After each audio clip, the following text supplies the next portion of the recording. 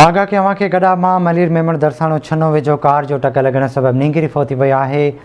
4 ॼणा ज़ख़्मी थिया आहिनि। अहम ख़बर आहे अवां खे ॾियूं पिया गॾा मां मलीर मेमण दरसाणो छनो वेझो कार जो टक लॻण सबबि नींगरी फोती वई आहे। 4 ॼणा ज़ख़्मी थिया आहिनि। तव्हांखे ख़बर ॾियूं पिया गॾा मां मलीर मेमण दरसाणो छनो वेझो कार जो टक लॻण सबबि नींगरी फोती वई आहे।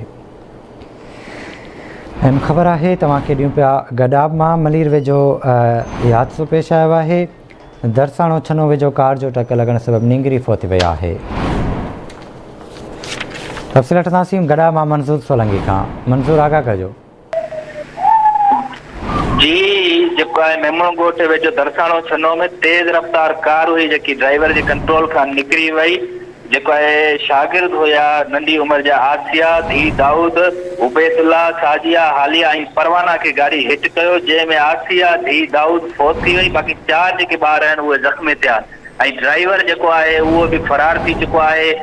मेमण ॻोठ थाणे जी पुलिस पहुची जेको आहे ज़ख़्मियुनि खे ऐं फोती जो मर्द जना अस्पताल मुंतक़िल कयो। जॾहिं त एस जो चवणु आहे त जेको कार सवार हो उनखां गाॾी जेकी कंट्रोल खां निकिरी वई, उनखां पोइ गाॾी जेकी आहे ॿारनि खे हिट कंदे जेको आहे जेके वण हुया उन्हनि में वञी जेको आहे किरी आहे, जेकी मुकमल तौर तबाह थी चुकी आहे।